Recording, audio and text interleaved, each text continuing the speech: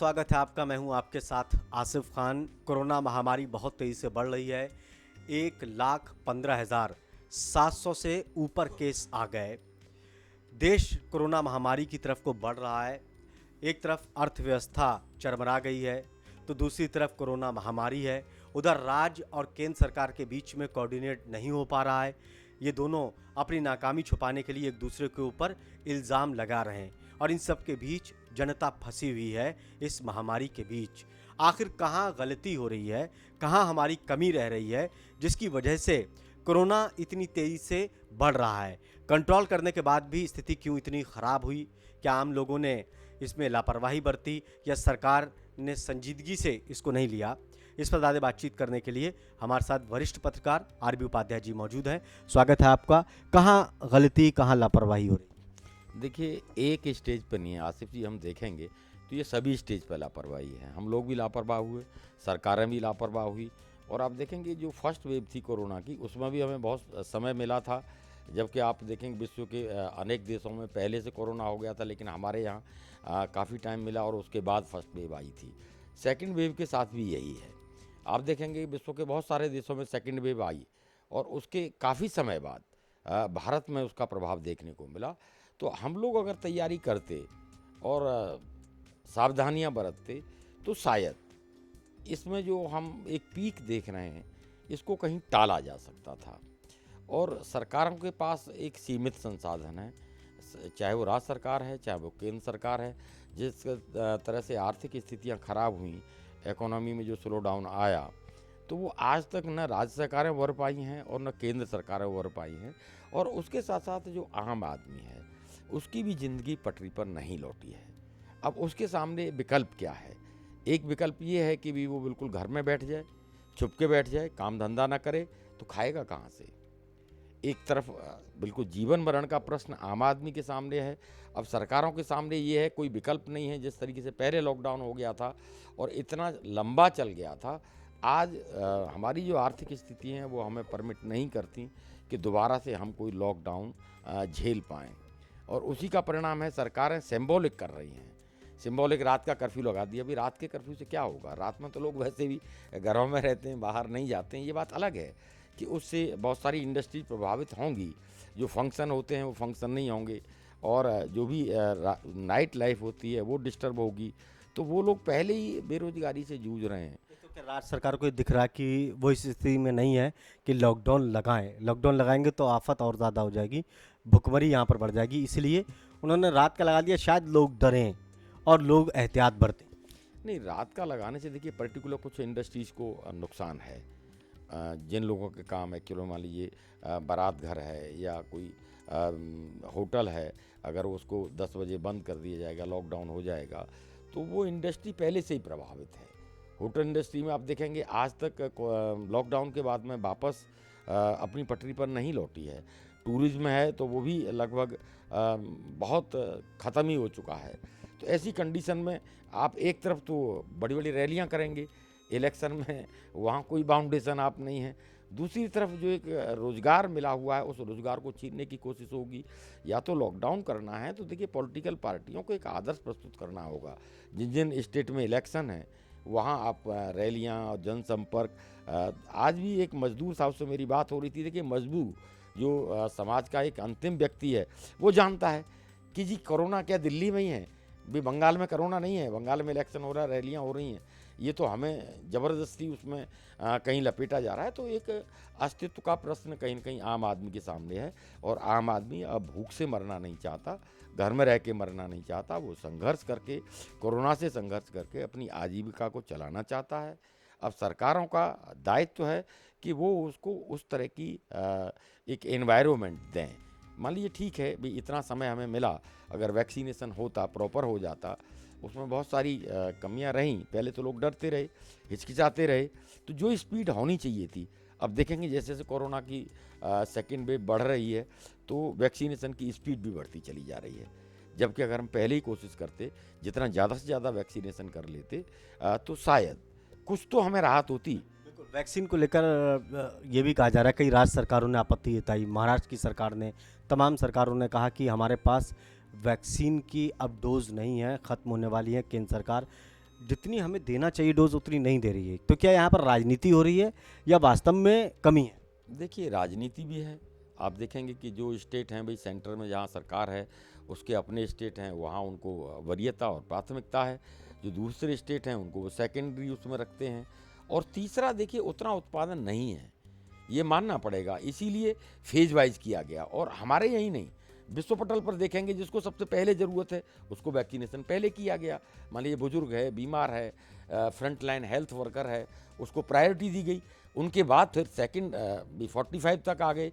तो वो चरणबद्ध तरीके से हम इसीलिए कर रहे हैं कि हमारे पास उतना प्रोडक्शन नहीं है कि एक साथ ओपन कर दिया जाए और सबको वैक्सीनेट किया जाए, वो संभव नहीं है। ये अलग बात है कि प्रयास कर रही हैं, सरकार की भी कोशिश है, और जो वैक्सीन बनाने वाली कंपनियां हैं वो भी इस कोशिश में हैं कि भी कैसे भी और जितना मैक्सिमम प्रोडक्शन हो सकता है उतना किया जाए, और कोशिश हो रही है। देखिए, जो विश्व के अनेक देश हैं जिनके पास इस तरह का कोई वैक्सीनेशन नहीं है, वो भी इस उम्मीद में भारत से ज़्यादा उम्मीदें करते हैं, क्यों हमारा जो सिस्टम है कि भी कोरोना काल में भी हम लोगों ने उन लोगों को दवाएं दी हैं, तो वो उम्मीद करते हैं कि भी हमें भी कुछ वैक्सीन मिले, तो उन देशों को भी वैक्सीन देना है। विश्व में एक इसको लेकर भी आवाज़ उठ रही है, कई नेताओं ने कहा, विपक्षी पार्टियों ने, कि पहले अपने आप देश में तो वैक्सीन सबको लगवा दें, बाद में जब टीका यहाँ लग जाए तब जाकर दूसरे देशों को देना चाहिए। आपको दूसरे देशों की ज़्यादा चिंता है, अपने देश के नागरिकों की भी करना चाहिए। देखिए, होना यही चाहिए। आप देखेंगे कि जो भी राष्ट्र है वो अपना जो नागरिक है उसको प्राथमिकता देता है। तो हमारे यहाँ भी बिल्कुल ये होना चाहिए था कि बजाय एक्सपोर्ट के और हम अपने यहाँ टीका को ज़्यादा से ज़्यादा टीकाकरण करते, तो उससे हमारी अर्थव्यवस्था और हमारा देश और यहाँ की जो आवाम है वो सब सुरक्षित रहते। लेकिन कुछ वैश्विक परिस्थितियाँ भी होती हैं।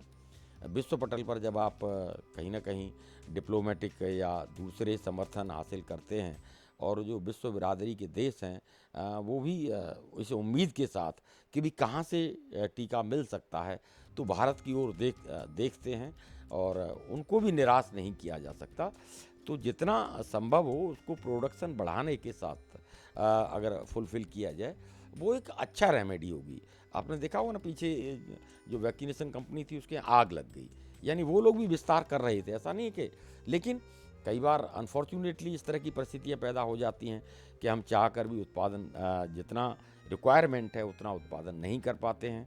तो प्रयास ये हो कि उसका उत्पादन बढ़ाया जाए, मास लेवल पर सरकार को पूरा सपोर्ट करे, जिससे जो वैक्सीनेशन कंपनियां हैं वो ज़्यादा से ज़्यादा उत्पादन करें, तो हमारे यहाँ भी ज़्यादा से ज़्यादा वैक्सीनेशन हो, और जो विश्व के अनेक देश हैं उनको भी हम कुछ दे पाएँ। अच्छा, इसके अलावा देखिए, हमने बहुत ज़्यादा कंट्रोल कर दिया, कोरोना के मामले बहुत नीचे डाउन हो गए, अब एकदम से इतना उछाल हो गया, तो क्या लापरवाही यहाँ पर रही कि हम कंट्रोल करने के बाद फिर से चीज़ें हाथ में निकल गईं? क्या आम लोगों ने भी सहयोग सरकारों को नहीं किया? आम लोगों को भी क्या सोचना चाहिए, क्योंकि ये जन बीमारी है, तो जनता भी इतनी जागरूक नहीं है अभी भी हम देखें। देखिए, डेफिनेटली मैंने कहा ना, लापरवाही सबकी तरफ से रही, सरकारें भी लापरवाह रहीं और जो जनता है वो भी लापरवाह रही। उसको ये लगने लगा कि शायद कोरोना ख़त्म हो गया, जबकि जो साइंटिस्ट थे, जो वैज्ञानिक हैं, वो ये कह रहे थे कि भी आप ये गलत फहमी में हैं कि भी कोरोना ख़त्म हो गया, सेकंड वेव आएगी। लेकिन आम जनता ये मानने को तैयार नहीं थी, न वो सोशल डिस्टेंसिंग का पालन कर रही थी, न मास्क लगा रही थी, और भूल चुकी थी कि भी कोरोना, वो सोच रहे थे अब ख़त्म हो गया, अब दोबारा नहीं आएगा। जबकि जिस तरीके से दोबारा सेकंड वेव शुरू हुई है, तो मैं समझता हूँ जिस तरह पैनिक क्रिएट हो रहा है, तो अब लोगों ने कुछ सावधानियां बरतना शुरू की हैं, और सरकार ने सख्ती भी की है। मैं देख रहा हूँ कि हमारे यहाँ जब तक सरकार सख्त नहीं होगी तब तक कोई भी कानून बन जाए, कोई भी रूल्स हो, लोग फॉलो नहीं करते हैं। अवेयरनेस की कमी रही कि हम लोगों ने दोबारा से जो एक पहली अवेयरनेस शुरू की थी वहीं हम कंटिन्यूटी में उसको रखते, लोगों को बताते कि सेकंड वेव आएगी, श्योर आएगी, तो आप लोग सावधानी बरतें। तो वहाँ भी एक चूक हुई कहीं ना कहीं। और आप देखेंगे एक और होता है कि एक तरफ आप कहते हैं कि भी नहीं, लॉकडाउन कर दो, सब कुछ बंद कर दो, दूसरी तरफ आप रैलियां करेंगे और जनसंपर्क अभियान करेंगे, इलेक्शन भी कैंपेन करेंगे, तो लोगों को लगता है कि कोरोना क्या दिल्ली में ही है, कोरोना बंगाल में क्यों नहीं है? अगर मान लीजिए करना है तो वहाँ भी, अगर नहीं भी है तब भी दिल्ली से लोग जा रहे हैं, वो लेकर चले जाएंगे।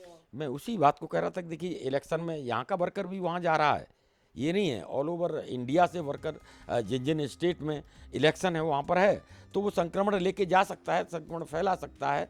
तो एहतियात बरतने की ज़रूरत है और हम सबको सजग होने की ज़रूरत है। जो भी हमारे दर्शक हैं, मैं सबको यही कहूँगा कि देखिए, सावधानी हटी और दुर्घटना घटी। हम लोग जिस तरीके से सावधानियों को जो हमें पालन करना चाहिए थे, कोरोना गाइडलाइन का पालन करना चाहिए था, वो हमने नहीं किया और उसी का परिणाम है कि सेकंड वेव बहुत तेज़ी के साथ बढ़ रही है, जो कि सबके लिए, हम सबके लिए, सरकारों के लिए भी और जनता के लिए भी एक चिंता का विषय और देश के लिए भी चिंता। अब समाधान आपको क्या दिखाई दे रहा है? देखिए, समाधान फिर वही आता है कि भाई हम लोग कहीं ना कहीं ये कोशिश करें कि जो सावधानियां हैं, जो कोरोना की गाइडलाइन है, उनको फॉलो करें। मास्क लगाएं, सैनिटाइज, जैसे मैंने देखा था फर्स्ट वेव के बाद लोगों में हाथ धोना, मास्क लगाना, सोशल डिस्टेंसिंग करना बिल्कुल कंटिन्यूटी में था वो। लेकिन जिस तरीके से हमने उसे नेग्लिजेंसी की है, तो उसके बाद ये चीज़ें बढ़ी हैं। तो फिर से वही है कि जो जिस तरीके से पहले हम सैनिटाइज करते थे, मास्क लगाते थे, सोशल डिस्टेंसिंग थी, वो निहायत ज़रूरी है। देखिए, जान भी और जहान भी, यानी काम धंधा भी ज़रूरी है, लेकिन सुरक्षा भी उतनी ही ज़रूरी है। सावधानी हटी और दुर्घटना घटी। हमारे यहाँ तो यही हुआ कि हम लोग जिस तरीके से पहले अलर्ट थे, उतने अलर्ट मोड पर नहीं है। तो जनता को दोबारा से अलर्ट मोड पर आना होगा और जो कोरोना की गाइडलाइन है, उन सब का पालन करना होगा। बहुत बहुत शुक्रिया हमसे बातचीत करने के लिए। तो कोरोना एक महामारी है और इसको ना सिर्फ सरकार इससे लड़ेंगी, केंद्र सरकार या राज्य सरकारें, बल्कि हर किसी की जिम्मेदारी है कि इसको किस तरह से रोका जाए। गाइडलाइन स्वास्थ्य विभाग की तरफ से जारी की गई, उसका पालन किया जाना चाहिए। राज्य सरकार, केंद्र सरकार के बीच में कोऑर्डिनेट होना चाहिए, क्योंकि विशेषज्ञ लगातार कह रहे हैं इस बात को कि अभी कोरोना गया नहीं है, खतरा अभी टला नहीं है। वैक्सीन अगर आ भी गई, उसके बाद भी कोरोना हमारे सिर पर मंडरा रहा है। ज़रूरत है एहतियात बरतने की। खास कार्यक्रम में इतना ही। नमस्कार।